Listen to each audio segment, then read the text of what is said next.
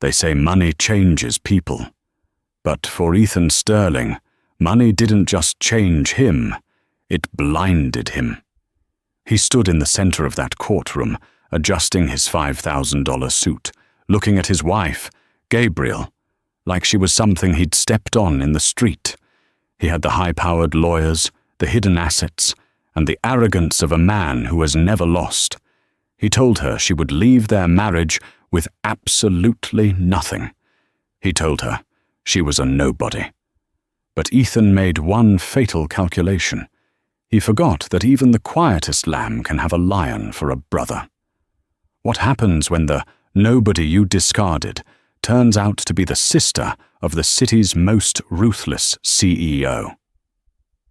You're about to find out. This is the story of how arrogance met its match. The rain in Seattle didn't wash things clean, it just made the grime slicker. That was how Gabriel felt standing in the foyer of the Sterling estate on a Tuesday afternoon in October. She felt slick with the residue of a conversation that had shattered her life. "I need you out by Friday," Ethan Sterling said. He didn't even look up from his tablet. He was checking stocks. The Nikkei was down. His mood was foul. Gabriel, clutching her purse with white-knuckled desperation, stared at the back of his head. "Friday? Ethan, we've been married for 6 years. You can't just expire me like a contract." Ethan turned then. He was a handsome man, objectively. Sharp jawline, eyes the color of cold steel, the kind of face that graced the covers of Forbes and Fortune. But to Gabriel, he looked like a stranger. "A contract is exactly what this was, Gabriel," he said, his voice devoid of any warmth. "I needed a domestic stabilizer, someone to manage the house, look good at galas, and keep the press bored. You've done that. But I'm pivoting. Jessica and I, we have a synergy you and I lack." Jessica Thorne, his 24-year-old chief of staff. Gabriel had seen the texts months ago, but had chosen silence, hoping it was a phase, hoping that the man she had nursed through a bout of pneumonia last winter, the man she had supported when his first company nearly went under, was still in there. He wasn't. "I have rights, Ethan," Gabriel whispered, her voice trembling. "I helped you build Sterling Dynamics. I managed the accounts in the early days. Ethan laughed. It wasn't a happy sound. It was a bark of incredulity. He walked over to the mahogany desk and picked up a thick document bound in blue paper. He tossed it onto the coffee table. It landed with a heavy thud. "The prenup," Ethan sneered. "Ironclad, drafted by Arthur Blackwood himself. You get a small stipend for 6 months, and you keep your car. That's it. No alimony, no claim to the real estate, no shares in the company." "That prenup was signed under duress," Gabriel argued, tears finally spilling over. "You told me it was just a formality. You said you'd tear it up after our first anniversary." "I lied," Ethan said simply. He checked his watch, a Patek Philippe she had bought him for his 35th birthday. "Look, don't make this ugly, Gabriel. You don't have the money for a lawyer who can go up against Blackwood. Just sign the divorce papers, take the stipend, and go back to whatever it is you people do. Go be a waitress. You were good at that when I found you." He walked past her, brushing her shoulder. He smelled of expensive cologne and betrayal. At the door, he paused. "Oh, and leave the jewelry. The diamonds are company assets." As the heavy front door clicked shut, Gabriel Sterling collapsed onto the cold marble floor. She was 32 years old. She had no job history for the last 6 years, no savings of her own because Ethan insisted on joint accounts she couldn't access, and she was being evicted from the only home she knew. But as she wept, a strange clarity began to form in the back of her mind. Ethan thought she was just Gabriel, the orphan waitress he had saved from a diner in Portland. He believed the story she had told him 6 years ago. He didn't know that Gabriel was a middle name. He didn't know that her last name, before she changed it to Sterling, wasn't just Smith, as she'd claimed on their marriage license application, a clerical error she had conveniently never corrected. Her birth name was Gabriel Vance, and the Vances didn't get mad. They got even. The next 3 weeks were a blur of humiliation. Ethan was efficient. He froze the credit cards within hours. He had security escort her off the property on Friday at noon, exactly as he threatened. The neighbors, people Gabriel had hosted for dinner parties, peered through their blinds, watching the Sterling girl get tossed out like yesterday's trash. Gabriel moved into a motel on the outskirts of the city. It smelled of stale cigarettes and pine cleaner. It was a far cry from the sprawling estate in Medina, but it was quiet. She needed quiet to think. She sat on the edge of the sagging mattress, staring at her phone. It was a burner phone she'd bought with cash from selling a few designer handbags Ethan hadn't catalogued. She held it for a long time, her thumb hovering over a contact she hadn't called in 7 years. Julian. 7 years ago, Gabriel had walked away from the Vance family empire. She wanted to be loved for herself, not for the billions her father had made in shipping and logistics. She wanted a simple life. She had run away, changed her identity, and found Ethan. She thought Ethan loved her. She thought she had found her fairy tale. Now, she realized she had just traded one gilded cage for a much smaller, crueler one. She dialed the number. It rang once, twice. "This is a private line," a deep baritone voice answered. The voice was cold, sharp, and terrifyingly familiar. "Who is this?" Gabriel took a shaky breath. "Julian, it's Elle." There was a silence on the other end, so profound it felt like the line had gone dead. "Elle," the voice cracked, losing its steel edge instantly. "Gabriel, where the hell have you been? Dad died thinking you were—" "I know," Gabriel choked out. "I know, Jules, I'm sorry. I can't explain everything right now, but I need help." "Where are you?" The authority was back in his voice. Julian Vance, the current CEO of Vance Global, didn't ask questions. He gave orders. "Seattle, I'm in trouble, Julian. I got married." "Married?" Julian exhaled sharply. "Okay. Is he hurting you? Do I need to send a team?" "He's hurting me legally," Gabriel said, wiping her eyes. "He's divorcing me. He's taking everything. He says I'm nothing. He's using Arthur Blackwood to bury me." "Blackwood?" Julian made a noise that sounded like a dark chuckle. "A shark in a goldfish pond. Listen to me, Gabriel. Do not sign anything. Do not leave the city. I am coming to you." "No!" Gabriel panicked. "If Ethan sees you, he'll know.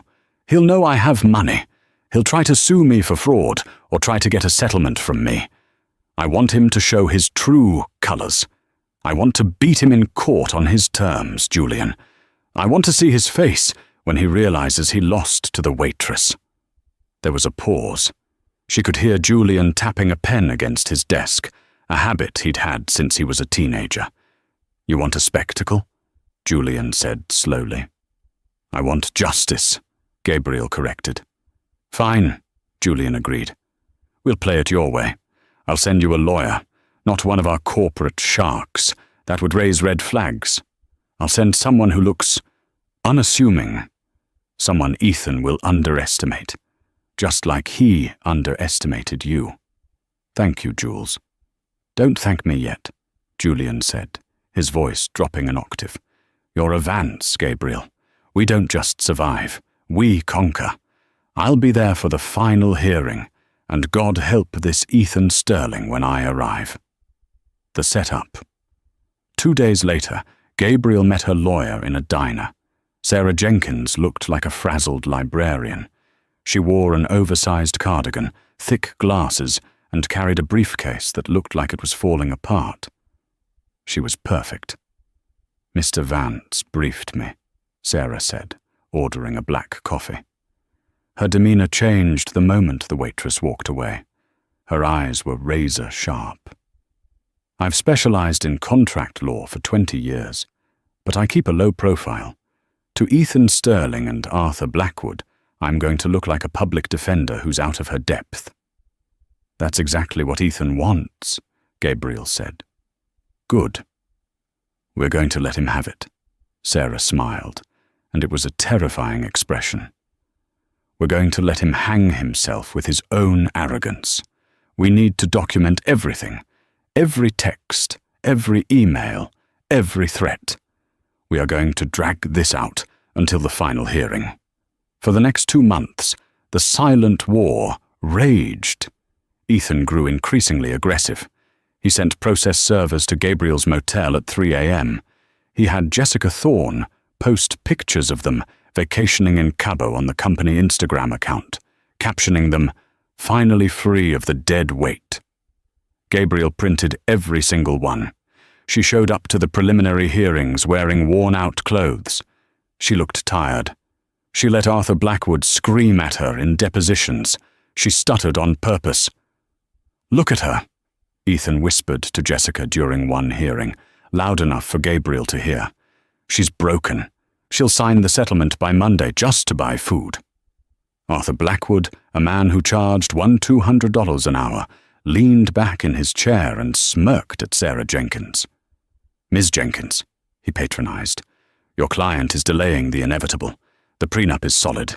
Surrender now, and Mr. Sterling might be generous enough to cover your legal fees." Sarah Jenkins pushed her glasses up her nose. "We'll see you in court, Mr. Blackwood." The trap was set. The date for the final divorce decree and asset division was set for December 10th. Gabriel marked it on her calendar in red ink. It wasn't just the end of her marriage. It was the day the world would meet Julian Vance. The morning of December 10th was bitter cold.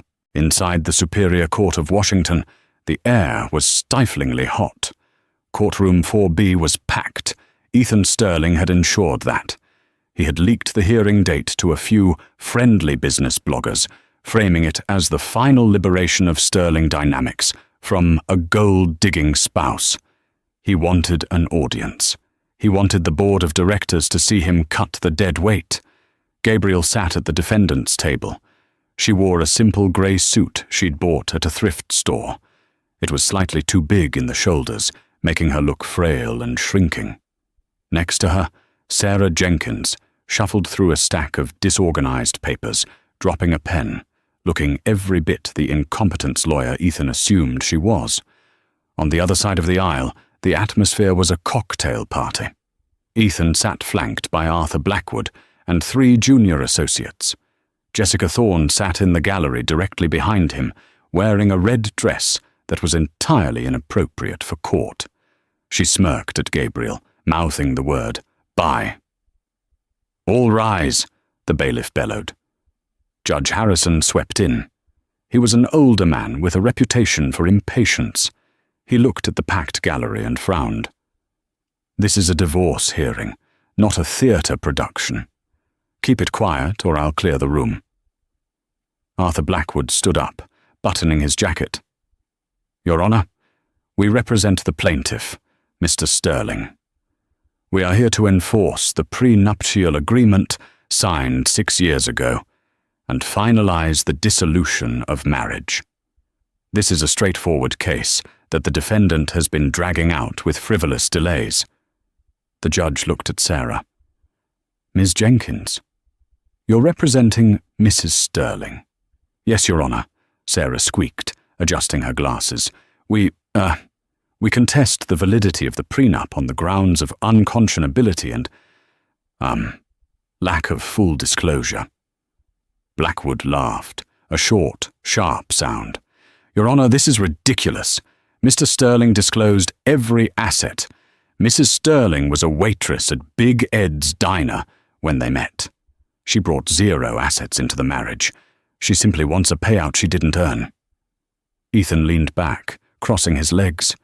He watched Gabriel. He wanted to see her cry. He wanted her to beg. "Mr. Sterling," the judge said, looking at the papers, "you are claiming that Mrs. Sterling made no significant contribution to the marriage or the company." Ethan stood up. He didn't need a lawyer for this part. He wanted to say it himself. "Your Honor, Gabriel was decorative. I tried to teach her about the business, but she lacks the pedigree and the education. She cooked meals and hosted parties. That is the extent of her value.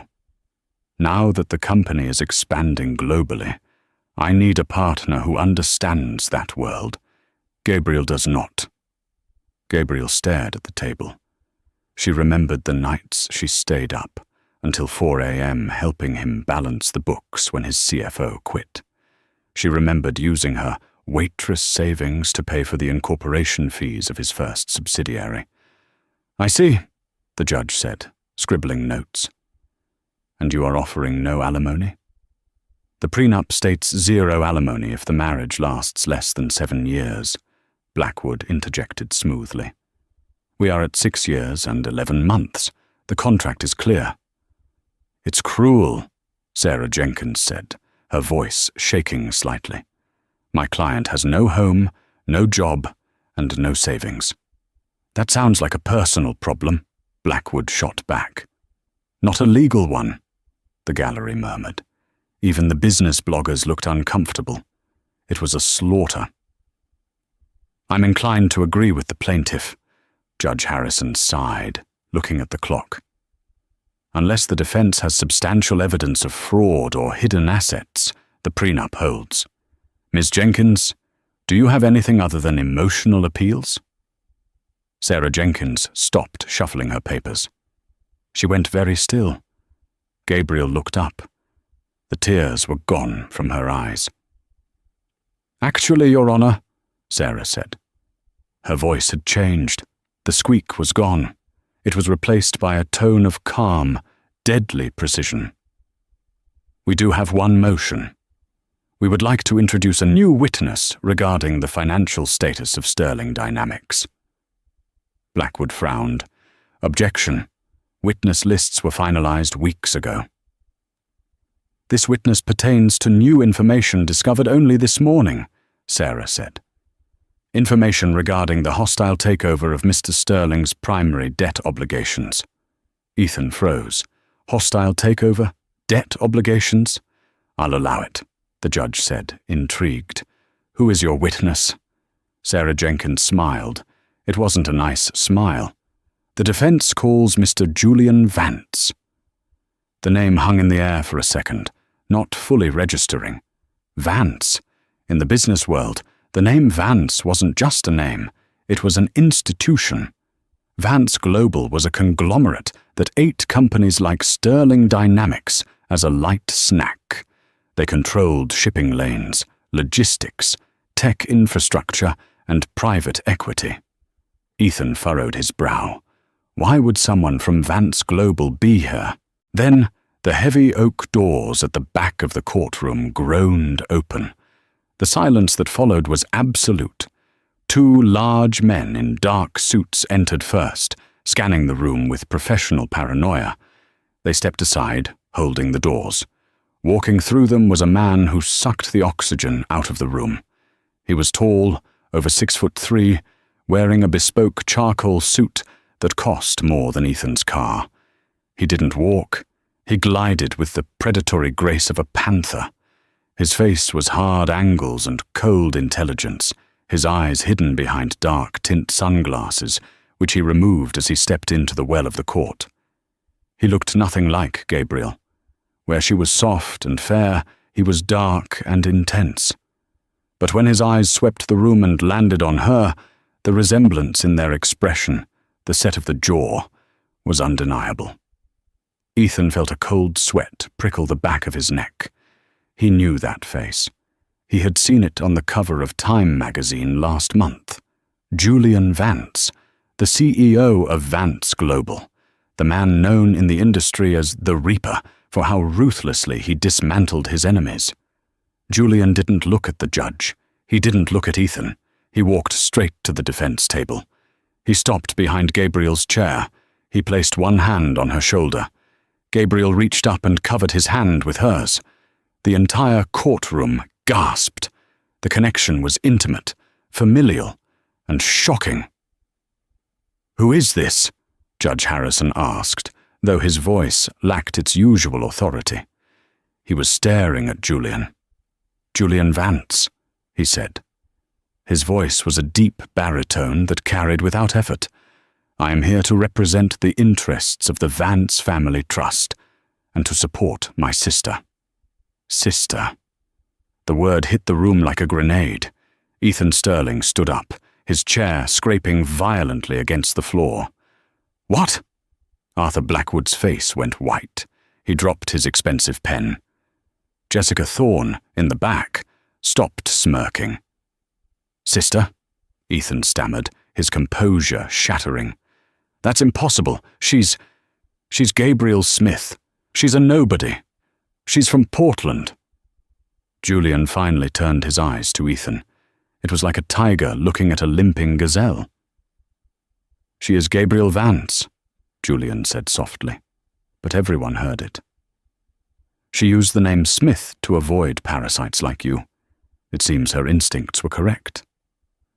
Julian walked around the table and stood in the center of the room. He didn't ask permission. He commanded the space. "Your Honor," Julian addressed the judge, "my sister chose to live a humble life. She wanted to build something real. She married this man against our father's wishes.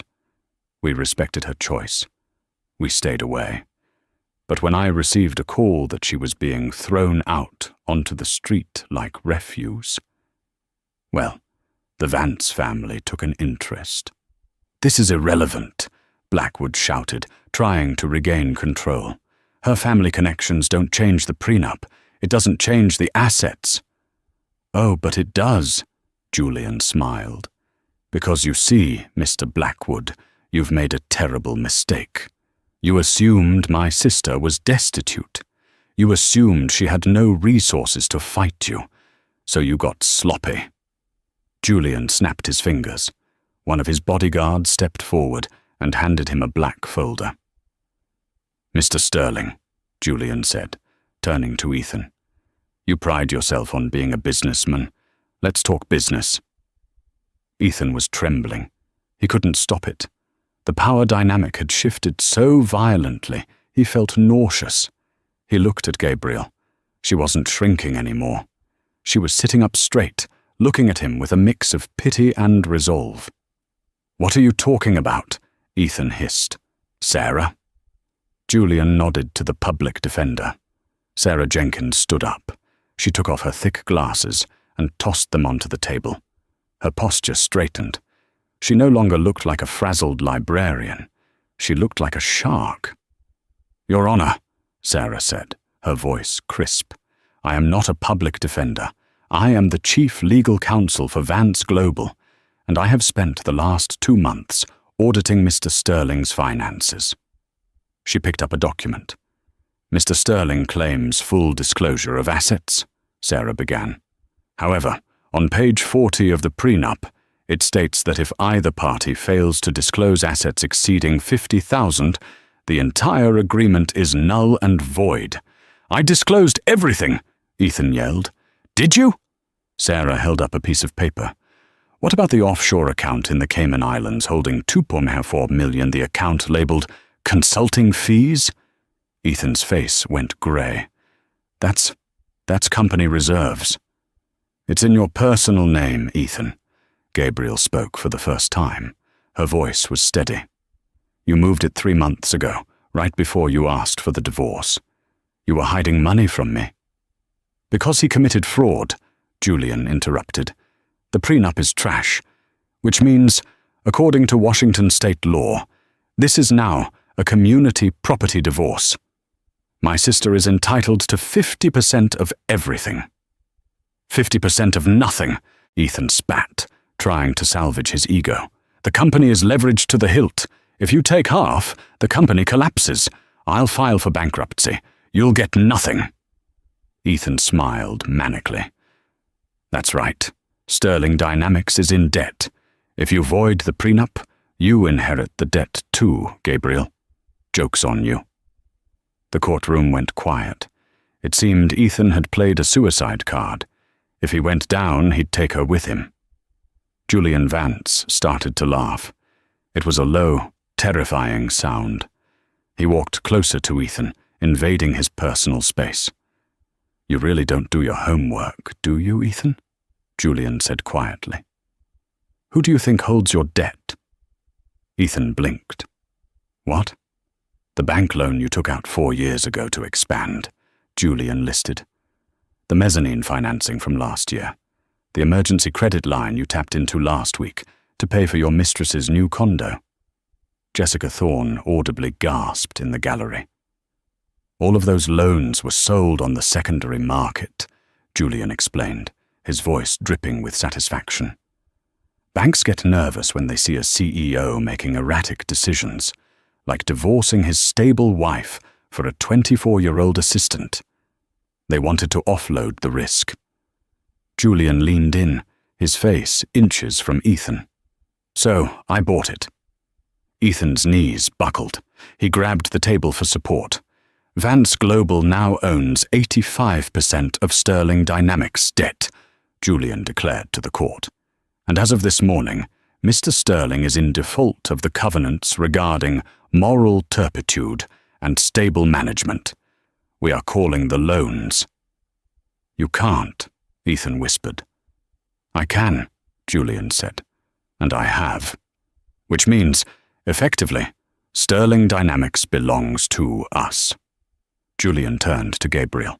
"Elle," he said gently, "do you want his company?" Gabriel stood up. She walked over to Ethan. He looked small now, defeated, a man in a suit that suddenly looked like a costume. "No," Gabriel said. "I don't want his company. I don't want his house. I don't want his money." She looked at the judge. "Your Honor, I want him to admit it." "Admit what?" Ethan rasped. "Admit that you didn't build this alone," Gabriel said. "Admit that when you were crying on the floor because the patent office rejected your first prototype, I was the one who rewrote the application. Admit that I made you." Ethan looked at the gallery. He looked at Jessica, who was already texting on her phone, likely calling an Uber to leave him. He looked at Arthur Blackwood, who was packing his briefcase, realizing he wasn't going to get paid. Ethan choked. "Louder," Julian commanded. "You helped," Ethan whispered. "I didn't help," Gabriel said. "I was the foundation, and you took a sledgehammer to it." She turned to Sarah. "Take the house, take the cars, take the liquid assets. He can keep the company, but only if Julian controls the board." "Done," Julian said. "And Ethan?" Gabriel added, turning back one last time. "Yes?" He looked hopeful, thinking she might show mercy. "I want the jewelry back. It's not a company asset. I bought those diamonds with my allowance from my father 10 years ago." She reached out her hand. With a shaking hand, Ethan undid the watch from his wrist. The Patek Philippe. "Not the watch," Gabriel said. "Keep it, so you can count the minutes until you're bankrupt." She turned and walked toward her brother. "Let's go, Julian. I'm hungry, and I'm tired of the smell in here."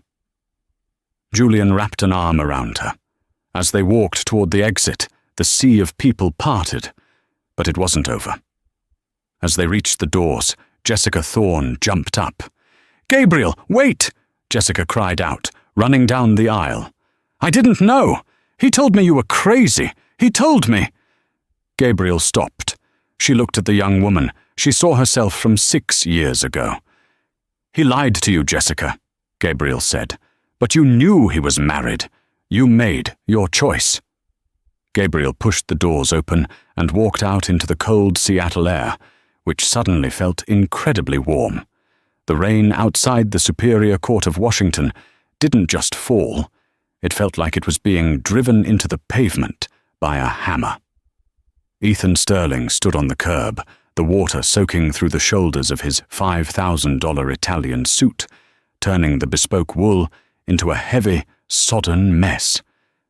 The courtroom doors had closed 10 minutes ago, but the sound of the gavel striking the wood still rang in his ears like a gunshot. Fraud. Malfeasance. Void. The words bounced around his skull, refusing to settle. He fumbled for his keys, his hands shaking so violently he dropped them into a puddle of motor oil and rainwater. As he bent to retrieve them, humiliatingly wiping the grime onto his trousers, he saw a pair of red-bottomed heels stop inches from his face. He looked up. Jessica Thorne was standing there under a large black umbrella. She wasn't offering to share it. She was looking at him with the clinical detachment of a biologist examining a dead frog. "Jess," Ethan breathed, straightening up. He forced a smile, though he knew it looked manic. "Thank God. Let's get to the car. We need to regroup. I need to call Arthur. There are appeals, there are loopholes. This judge is clearly biased. He's probably in Vance's pocket.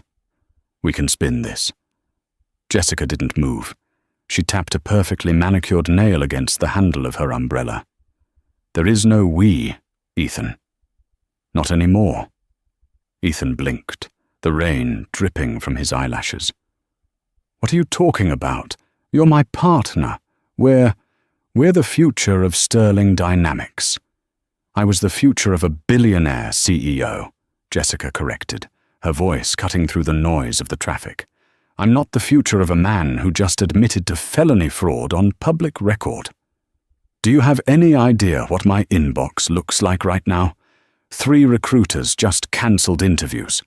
My LinkedIn is blowing up with hate mail. You've become radioactive, Ethan, and I don't do radiation." "I did this for you." Ethan stepped forward, his voice cracking. "I expedited the divorce for you. I bought you the condo. I leased the Porsche." Jessica let out a sharp, incredulous laugh. "You leased the Porsche in the company's name, Ethan, which means Julian Vance owns it now." "And the condo? I checked the deed 10 minutes ago while you were crying to your lawyer. You put it in a trust controlled by Sterling Holdings. You never actually gave it to me." She shook her head, a look of genuine pity crossing her face. Not for him, but for herself, for having wasted time. "You're not a titan of industry, Ethan. You're just a con artist who ran out of road." Arthur Blackwood texted me. "He's putting a lien on your personal accounts for unpaid billable hours. He says you're insolvent." "It's a cash flow problem. It's temporary," Ethan screamed, not caring that people were staring. "I have millions in assets." "You have millions in debt," Jessica corrected. "And I have a flight to catch. I'm going to Dubai. I met a developer there last month. He's older, uglier, but his check's clear." A black SUV pulled up to the curb. It wasn't Ethan's driver. It was an Uber Black. "Jessica, please," Ethan whispered, grabbing the sleeve of her trench coat. "Don't leave me here, not like this. Everyone is watching." She looked at his hand on her coat as if it were a stain. She peeled his fingers off, one by one. "That's the point, Ethan," she said coldly. "Everyone is watching, and I need to be seen leaving the sinking ship before it goes under completely." She slid into the car. The door slammed shut with a finality that echoed in his chest. As the car pulled away, the tires sprayed a fresh wave of dirty water over Ethan's legs, but he didn't even flinch. He just stood there, a king without a queen, shivering in the cold Seattle rain. Ethan couldn't go home. He knew if he went to the estate in Medina, he would be greeted by silence, or worse, Gabriel's absence. He needed to be somewhere where he was still Ethan Sterling, the genius, the boss. He drove his Audi R8, the only thing he physically still possessed, to the Obsidian, the city's most exclusive members-only club. This was his sanctuary. It was where he had closed the deal for his first IPO. It was where the bartenders knew his drink before he sat down. He walked up to the heavy oak doors, shaking the rain from his coat, trying to regain his swagger. Henri, the maitre d' who had served Ethan for a decade, was standing at the podium. Usually, Henri would rush forward to take his coat. Today, Henri stayed behind the podium, his face like stone. "Good evening, Mr. Sterling," Henri said. The tone was polite, but freezing. "Henri, Scotch, neat, and a private booth. I have calls to make," Ethan said, moving to brush past him. Henri stepped sideways, blocking the path. "I am afraid I cannot admit you tonight, sir." Ethan stopped. He felt a vein throb in his temple. "Excuse me. I'm a Platinum Founder member. I pay $50,000 a year for this membership." "Your membership was revoked via email 20 minutes ago," Henri said, keeping his voice low so the other guests wouldn't hear. "The Board of Governors has a strict policy regarding members who are under criminal investigation. They felt your presence would disrupt the atmosphere." "Criminal investigation?" Ethan hissed. "It's a divorce case, a civil matter." "I believe the phrase, securities fraud, was mentioned on the news, sir," Henri said, glancing at a TV screen in the bar area. Ethan looked over Henri's shoulder. On the large 4K screen above the bar, the news ticker was running red. His face was on the screen. It was a photo from 3 years ago, where he looked arrogant and untouchable. Next to it was a photo of Julian Vance, looking like the Grim Reaper. The patrons inside, men Ethan had played golf with, men he had invited to his wedding, were looking at him. They weren't waving.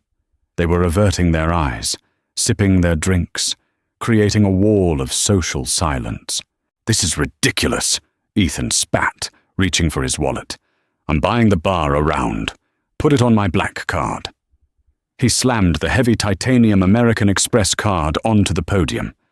Henri sighed, a sound of profound weariness. He picked up the card and swiped it through the terminal. The machine flashed a red light. Henri looked at the readout, then at Ethan. He didn't hand the card back. He dropped it into a slot under the counter. "The issuer has flagged the account, sir. I am instructed to retain the card." Ethan felt the floor tilting beneath him. That card was his lifeline. It was his identity. "Give it back," Ethan growled. "That's theft." "Please leave, Mr. Sterling," Henri said, signaling to 2 large security guards standing in the shadows. "Before we have to escort you." Ethan backed away. He looked at the warm, golden light of the club, the laughter, the clinking glasses, a world he had clawed his way into, a world that had just spat him out. He turned and ran back to his car. He sat in the driver's seat, gripping the steering wheel until his knuckles turned white.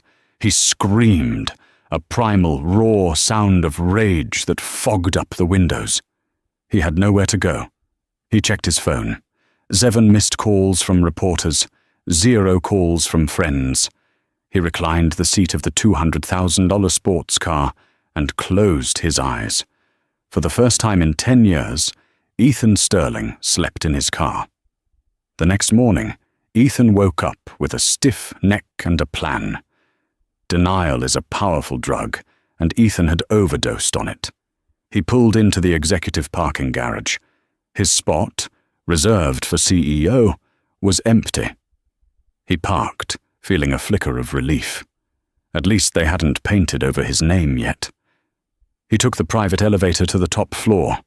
He straightened his tie in the reflection of the brass doors. He needed to look powerful. He needed to channel the energy that had built this company. The elevator doors pinged open. The 40th floor was usually a hive of activity, phones ringing, analysts shouting, the hum of commerce. Today, it was silent. The open plan office was packed, but no one was working. The entire staff, nearly 200 people, were standing in the center of the room. They weren't looking at their screens. They were looking at the large glass wall of Ethan's corner office. Inside the office, sitting at Ethan's desk, was Julian Vance. Julian wasn't alone. He was surrounded by a team of people Ethan didn't recognize. Men and women in severe grey suits, typing furiously on laptops that were plugged into Sterling's servers. Ethan stormed through the bullpen. What is going on here? Why isn't anyone working? The sea of employees parted. Usually they moved out of fear. Today they moved out of curiosity. They wanted to see the crash. Chloe, the receptionist, stood near the door. She looked terrified, but she didn't step aside. "Get out of my way, Chloe," Ethan snapped. "She's following orders, Ethan," Julian's voice boomed. Julian pressed a button on the desk, activating the speaker system. His voice filled the entire floor. "Come in. We were just getting to the good part." Ethan pushed past Chloe and burst into his office. "You have no right to be in my chair. The bylaws state that a CEO can only be removed by a majority vote of the board." "Correct," Julian said calmly. He spun the chair around, Ethan's ergonomic leather throne, and at 8 a.m. this morning, the board voted, unanimously. Even your old college buddy, Greg, voted against you. Turns out, Greg doesn't like it when his stock options plummet by 40% in a single day. Julian picked up a stack of documents. "But we aren't here to talk about bylaws. We're here to talk about forensic accounting." Julian motioned to a woman standing next to him. She was sharp-featured, wearing glasses that looked like they could cut glass. "This is Ms. Lin. She's an auditor for the SEC.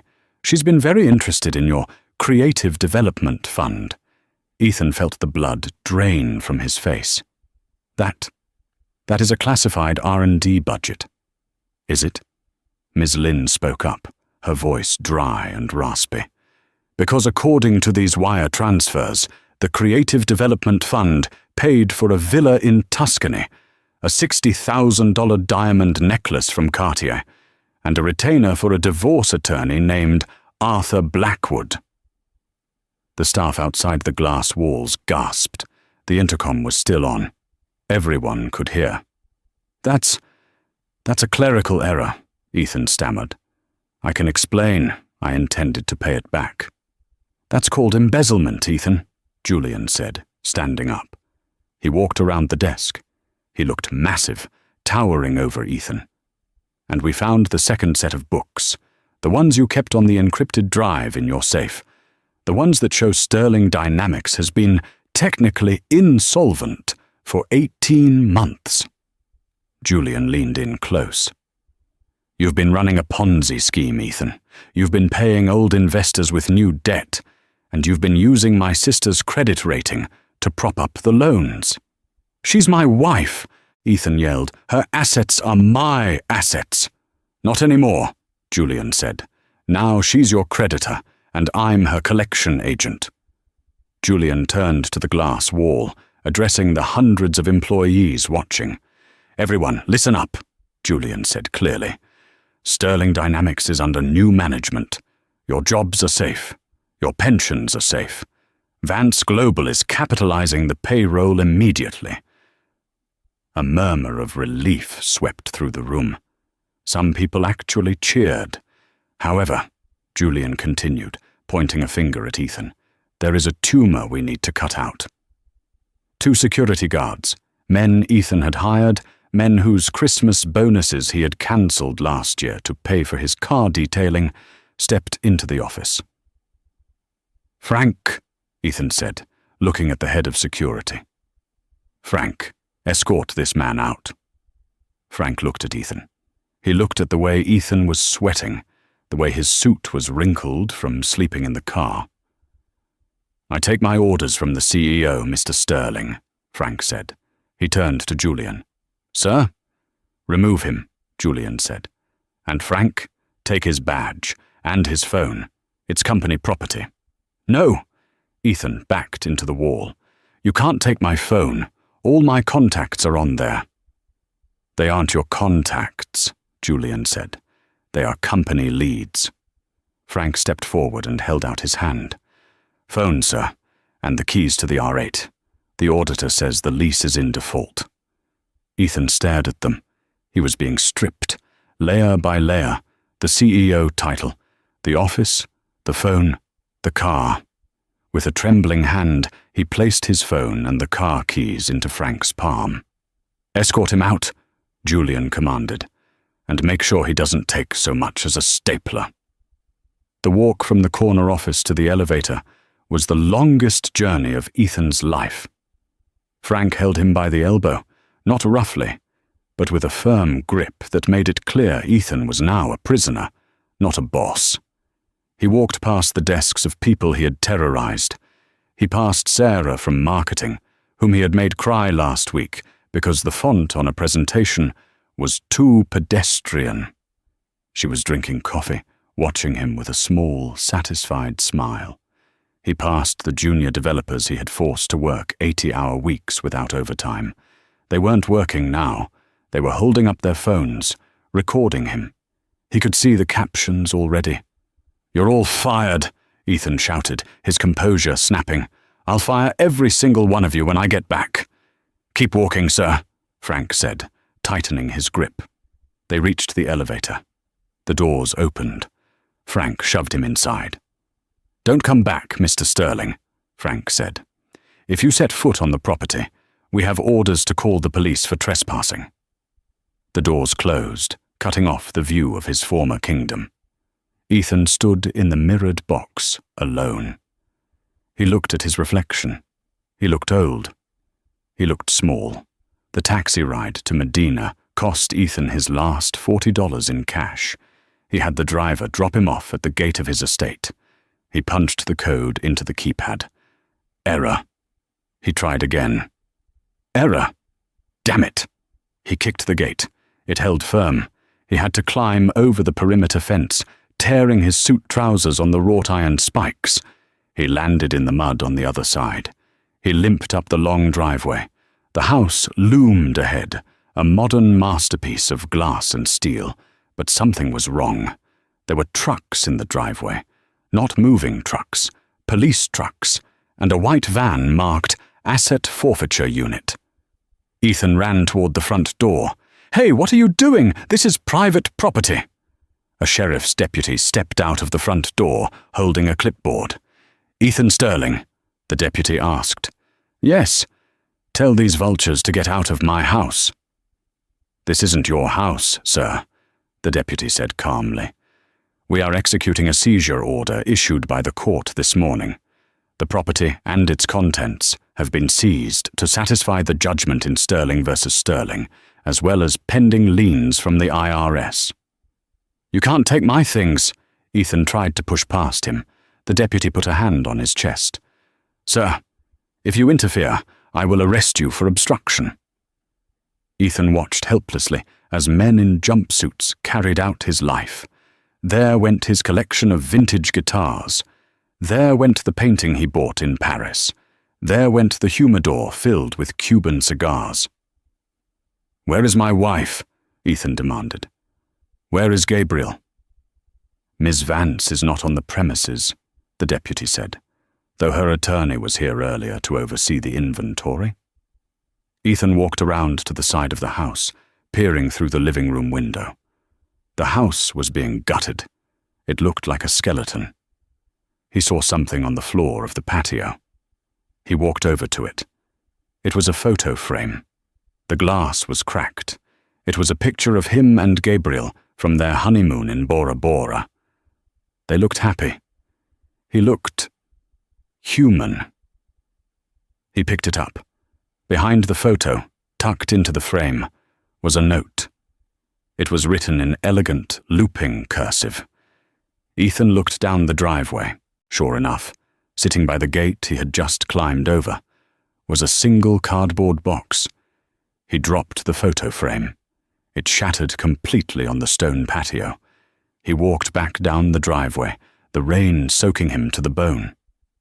He reached the box. Inside were 3 suits, some shirts, and a pair of worn-out sneakers he used to wear when he went jogging, before he decided he was too important to jog. He sat down on the curb next to the box. He put his head in his hands.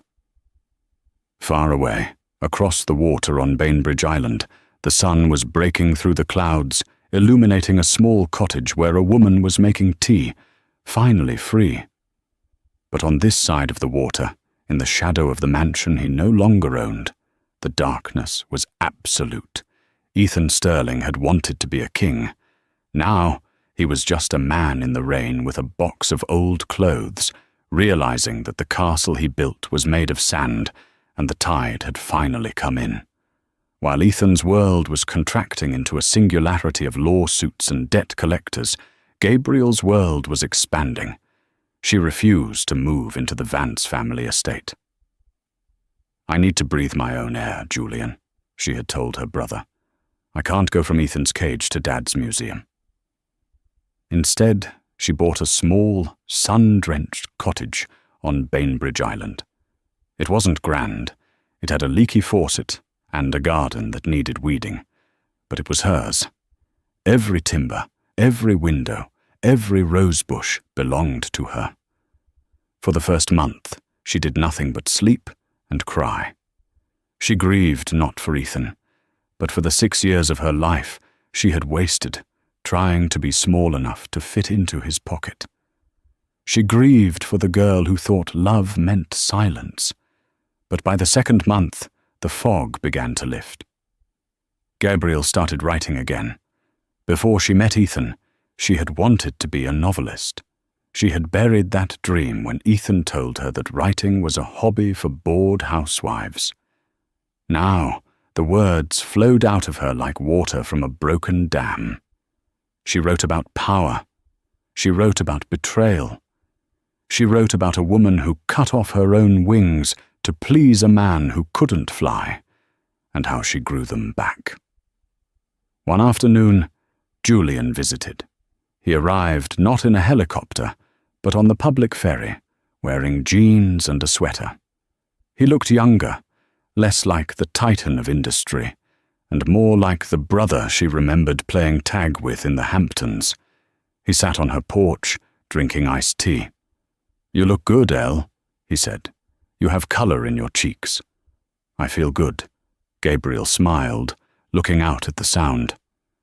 "I feel real." "The audit on Sterling Dynamics is finished," Julian said quietly. "It's bad, Elle. Ethan was cooking the books for years. He's looking at prison time. The SEC is involved." Gabriel took a sip of her tea. She waited for the pang of guilt, the urge to help him. It didn't come. "That's his journey, Julian," she said. "Not mine." "We're rebranding the company," Julian continued. "We're stripping the Sterling name. We're going to pivot the technology toward medical logistics, delivering vaccines to rural areas. It was your idea, wasn't it? Years ago. You mentioned it in one of your old notebooks, I found." Gabriel looked at him, surprised. "He told me it wasn't profitable." "He was wrong," Julian said. "It's going to save thousands of lives, and I want you on the board, not as a figurehead, as an advisor." Gabriel shook her head. "No corporate boards, Jules. That's your world." "Then what will you do?" "I'm starting a foundation," Gabriel said, her eyes lighting up. "I'm calling it the Chrysalis Fund. We're going to provide legal and financial aid to women trapped in financially abusive marriages. We're going to hire lawyers like Sarah Jenkins to fight for women who are told they are nobodies." Julian grinned. It was the same shark-like grin he used in business, but this time it was full of pride. "How much do you need?" he asked, reaching for his checkbook. Gabriel placed her hand over his. "Put the checkbook away, big brother. I have my divorce settlement. I have half of the liquid assets Ethan tried to hide. I'm funding this myself." 6 months later. The New Beginnings Gala was the social event of the season in Seattle. It was held at the Chihuly Garden and Glass Museum, a wonderland of color and light. The press was there in droves, but they weren't there for the usual celebrities. They were there for Gabriel Vance. She wore a gown of emerald green silk that draped over her body like water. She wore no diamonds, only a simple gold locket that had belonged to her mother. She moved through the crowd not with the timid shuffle of Mrs. Sterling, but with the grace of a woman who owns the ground she walks on. Sarah Jenkins was there, wearing a tuxedo, toasting with champagne. Julian was there, watching from the balcony like a proud sentry. Gabriel took the stage. The room hushed. 6 months ago, she began, her voice clear and strong into the microphone. I was told that my value was 0. I was told that without a man's name, I was nothing. Tonight, looking at this room, looking at the $3 million we have raised for the Chrysalis Fund, I can tell you this. Your value is not a number in a bank account. Your value is what you can build when the world tries to tear you down. Applause thundered. It was genuine. It was loud. As the applause died down and the music started, Gabriel walked off the stage. She needed a moment of air. She walked toward the side exit that led to the alleyway, wanting to breathe in the cool night air. She opened the door and stepped out. A man was standing there, near the dumpster, smoking a cigarette. He was wearing a waiter's uniform, white shirt, black pants, but it was ill-fitting and stained. He looked older, gaunt. His hair was thinning, and there were deep lines of bitterness etched around his mouth. He looked up as the door opened. It was Ethan. For a moment, time stopped. Ethan dropped the cigarette. He looked at Gabriel in her emerald gown, bathed in the golden light spilling from the venue.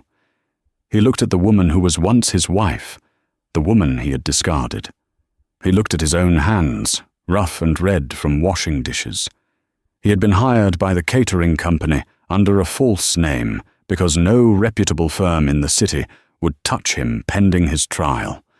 Gabriel, he croaked. His voice was raspy. Gabriel looked at him. She didn't feel hate. She didn't feel fear. She felt nothing. He was just a ghost, a bad memory. "Hello, Ethan," she said politely. He took a step forward. "I heard about the fund. It's good work. Thank you. I'm going through a hard time, Elle," he said, his eyes darting around nervously. "The lawyers, they took everything. I'm living in a studio apartment in Tacoma. I'm working double shifts just to pay for a public defender." He looked at her with that old, manipulative glint in his eye. "I was thinking, maybe, for old times' sake, you could help me. Just a small loan, until I get back on my feet."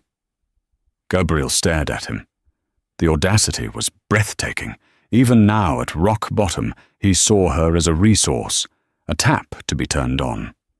She reached into her purse. Ethan's eyes lit up. He expected cash. He expected a check. Gabriel pulled out a small rectangular business card. She held it out to him. Ethan took it. He squinted at it in the dim light. The Chrysalis Fund. Legal aid for victims of financial abuse. "What is this?" Ethan asked, confused. "It's my card," Gabriel said. "If you ever find a partner who treats you the way you treated me, give them this card. We can help them escape you." She turned around, the emerald silk swirling around her ankles. "Gabriel," Ethan called out, desperation cracking his voice. "Gabriel, wait! I made you! You're nothing without me!" Gabriel paused at the door. She didn't turn back. "Goodbye, Ethan," she said softly. She stepped back into the light, back into the music, back into the warmth of the life she had built. The heavy metal door clicked shut behind her, leaving Ethan Sterling alone in the dark, in the rain, exactly where he belonged. Gabriel Vance's story isn't just a tale of revenge, it's a tale of reclamation. Ethan Sterling made the classic mistake of the arrogant.